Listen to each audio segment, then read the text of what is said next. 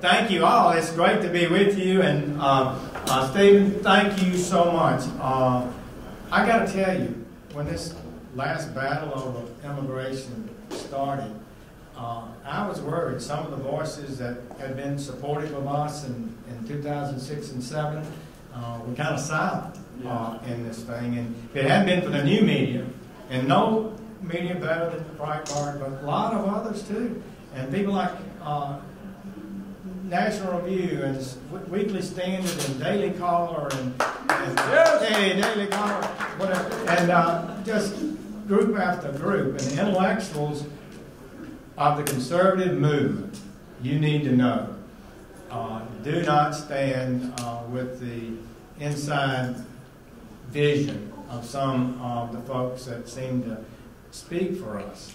So both the grassroots and the American people are, I think, concerned about this. Let me just say this. Right now, there are two conferences, one of them in public. Candidates are out there having to speak, defend, answer questions on their views and on their positions on important issues facing America. Many people at this conference here and watching it from abroad are evaluating them, judging them, asking themselves whether or not their visions, their ideas, their character will be used to advance the interests of the American people and this republic. And that's the way it ought to be. However, others are meeting. I just saw one in Washington Times, another one of those great organs of freedom. This was in a few days ago. The National Finance Chairman for the Mitt Romney 2012 presidential campaign on Tuesday praised Jeb Bush's stance on immigration, saying the party should consider following his lead if it hopes to win back the White House. Spencer Vick, one of the most sought-after GOP free agents, that's a fundraiser, said the donor community is going to get behind candidates that, like Mr. Bush, actively embraced immigration reform. And you know what that means. It goes on to say, quote, if someone, this is what I want you to hear, if someone wants to be serious about running for president, they need to be in a similar place, close quote. Well, it came from during a conference, one of these conferences you weren't invited to, I suppose. A conference called with GOP donors organized by the Partnership for New American Economy. Goes on here, and others on the conference call Tuesday said that any Republican who wants to be taken seriously by major GOP donors in the nomination race must clearly spell out where they are on this issue. If we're going to win this election, you are going to have to change your position on immigration reform if you are opposed to it, said Andrew Puzda, CEO of CKE Restaurants and advisor to Mr. Romney's 2012 campaign. I don't know Mr. Puzda, whatever his name is there. But I tell you one thing, it's the people of this country that run this country, and contributions and supporters are always important in presidential elections and other elections too, but votes trumps money. Amen. Yes. People trump money.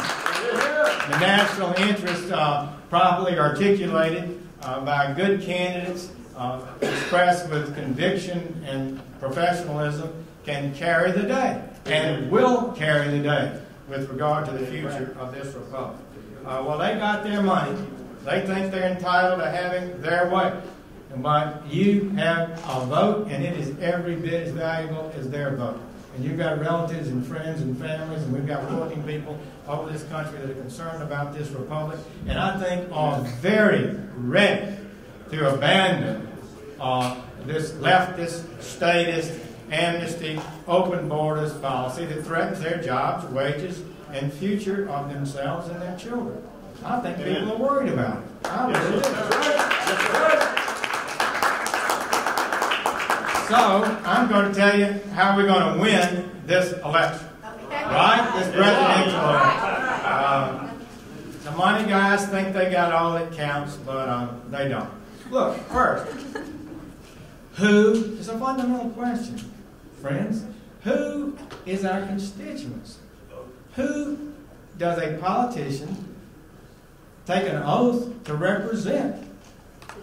Well, I'm a lawyer. I know what a trust is. I know what a corporation is. I know what a duty of a CEO is. It's to represent its stockholders. Well, for politicians, our duty is to represent the people, the citizens of this country. That's first and foremost. And we are not, as National Review said, an economy with a nation. We are a nation with an economy. People aren't commodities. We owe them. They place their lives at stake for the future of our country. We send them into war and they say yes, sir, and no, sir. They put their lives at risk. They follow the law. They teach their children to follow the law. And that is not a commodity. Amen. And a government owes them a reciprocal duty. Amen. It owes them a responsible commitment to their safety, their economic future, and for the integrity of their legal system and the heritage George Washington that y'all have given us. And I feel real strongly about that, but somehow we're in this la-la land. Yeah. Like we don't even know who we represent. So I think that's important. Well, I'll never forget one of the greatest speeches that I've ever heard. Some of you may have known Eddie Nye. Know Eddie Nye. He came to Mobile right about 81, and nobody showed up at the meeting. He was supposed to tell Republicans how to win elections, so he just said, I want you to listen to this speech, and he played Newt Gingrich's speech. And Newt, cutting it short, laid out the most brilliant analysis of politics I've ever heard. And he said, basically, that a party that wants to govern, and that's what it's all about, is governing. If you want to be able to govern the country, you've got to win elections. And to win elections, you should have a message that's appealing to more than a few people. You should be consistently appealing to 75% or more of the American people. And there's some that represent the opposition. And he said you ought to be hard on them. He talked about Andrew Jackson going after the Easterners and Franklin Roosevelt trashing the steel CEOs and big business types. And he said that our symbol in that 1980 was Tip O'Neill, big fat politician who'd sell out his mama to get a vote. And that's still where we are. People that are just used to the establishment, used to contributions, used to special interests, and used to winning elections. And those are not the people in the long run that are good for America. So he said that, and I think that's true. So where do we go about this? Governor Romney, when he ran, how did we lose that election? In the primary, I distinctly remember him being in a debate, Republican primary. And we were debating, and I had decided that we need to do more to defend the American worker on the world stage.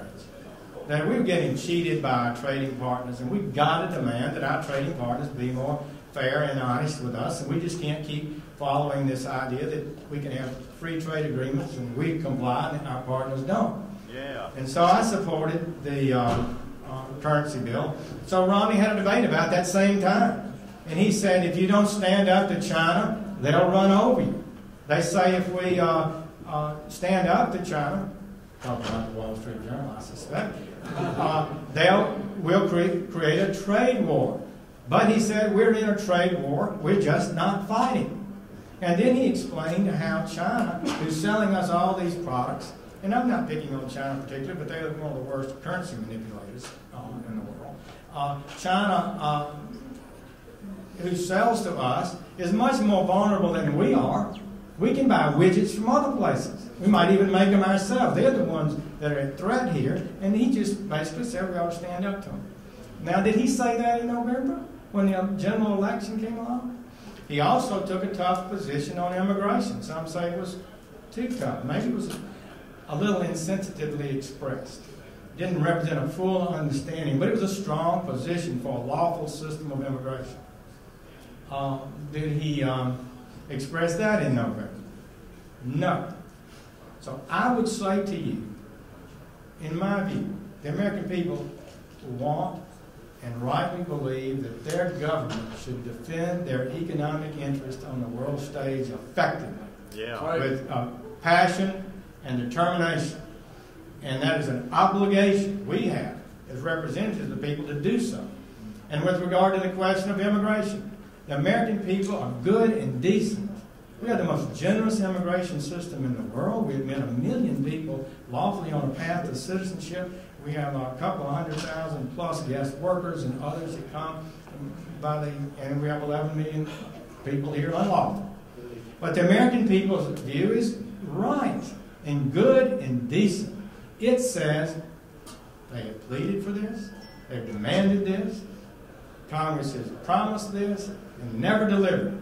They've asked for a lawful system of immigration, one that serves the national interest, one that we can be proud of. Now, a person applies to come to our country, and they're accepted or not accepted. If they're not accepted, they don't get to come illegally. And we need to say that with clarity and consistency, and if we did that, we would have a much, much better system. They want a system that serves their interest. I think it was Dr. Boras, somebody in one of our hearings in 2007, Senators, if you want to know about immigration, tell me what you want. If you want something that serves the national interest, let me know. I can help you do that. If you want to serve the interest of poor people worldwide, I can tell you how to do that. Let them come to America. So you have to ask yourself, what is the rational policy, and try to enforce it and have a system we can be proud of. I just would say to you, we're on a road where the average American person feels forgotten. You know, Romney didn't lose that election by much, and he would have been a great president in many ways. I believe he would have run this country well, he'd have managed it well. We wouldn't have all this legal machinations, and we'd have great judges around the country. But, and he ran a pretty close race. He lost what? How many points? Was it 3 or 4? 2 or 3? And what happened? The $30,000 to $50,000 a year income voter voted against Romney by 15 points. The under $30,000 a year voter voted against Romney 28 points. He lost those by 28 points. This is, as Newt Gingrich said, Romney said, the 47%. That was too true, wasn't it? You can't win an election with 47%, can you? I don't think so. So I would just say to you, we're on a path to, we have an opportunity. We have an opportunity to appeal directly to the American people with some fundamental issues. I just want to show you one of these polls. Kellyanne Conway, this is her poll. You know Kellyanne, you've seen her on television. A good pollster. She came to me in August and said, Jeff, I've had a conversion experience. I want to talk to you. What you're saying about immigration is stunning how it polls. Here is one. This was in August of last year. If businesses have trouble finding workers, what should happen? Should they raise wages and improve working conditions to attract Americans? 75% say yes. More immigrant workers should be allowed into the countries to fill these jobs. 8. 75% to 8. This is our Republican candidates aren't talking about this. Among women, Republicans lose the women vote. Should they raise wages and improve conditions? 78% to 8. How about African Americans? 86 to 3. How about Hispanics? 71 to 11. Now I'm telling you, American people are pleading for their country to do something about their problem for a change. Wages are down. We're down nearly $4,000 median income since 2007. How much money is that? This is a catastrophe that middle-class Americans have a $4,000 decline in their wages. It's unbelievable. We have the lowest percentage of workers, Americans working today, participating in the labor force since 1975. This is a steady erosion of the working Americans, the decent people who made this country great, who we owe our responsibility to. Their conditions have eroded.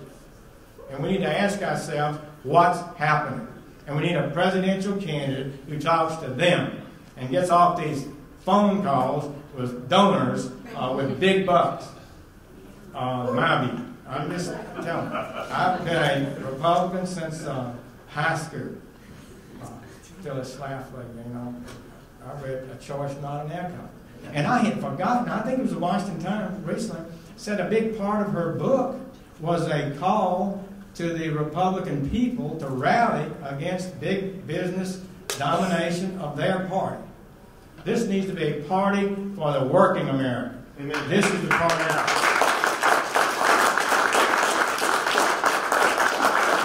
Mama Sharon said, look, I think you guys, she talked to Republicans one time, she said, look, I think you guys have given enough love to the entrepreneurs. You need to talk to the working guy for a change. Most people are not ever going to be an entrepreneur. They know they're not going to be running a business. They just would like to have a decent job with a decent pay, with a decent health care, and a retirement plan. That's not impossible. And that ought to be the clear commitment of whoever we move forward with in this republic. Stephen, thank you for letting me be here.